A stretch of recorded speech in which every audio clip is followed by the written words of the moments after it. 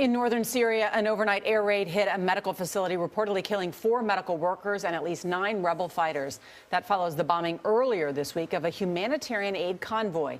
U.S. officials say they hold Russia responsible. The Russians blame the rebels fighting Syria's government. David Martin is at the Pentagon with the search for answers. David, good morning.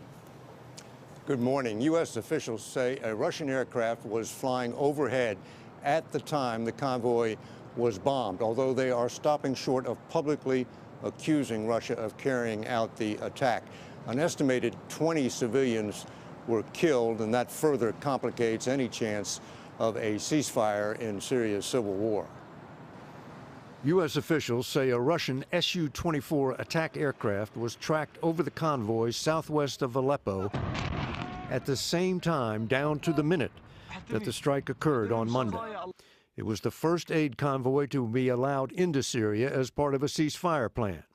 But the Syrian regime had already declared an end to the ceasefire and begun conducting its own strikes against opposition fighters in Aleppo.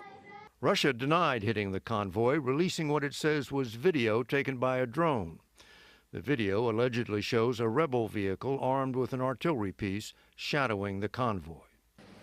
The Russian aircraft would have shown up on this electronic map in an operations center in the Persian Gulf country of Qatar, which serves as the headquarters for the air campaign against ISIS. The command center follows all aircraft flying over Syria, and when 60 Minutes went there last year, the yellow tracks of Russian aircraft were clearly visible on the wall. On Saturday, that same headquarters authorized a strike by U.S. and allied aircraft, which apparently hit a Syrian army camp by mistake. That incident is now under investigation. But the U.S. says it thought it was striking an ISIS position and would never deliberately target the Syrian military. The ceasefire is now in limbo, and so are plans for the U.S. and Russia to set up a joint operations center for strikes against ISIS. A military spokesman says the U.S. is not expecting any great progress anytime soon. Gail? All right. Thank you, David.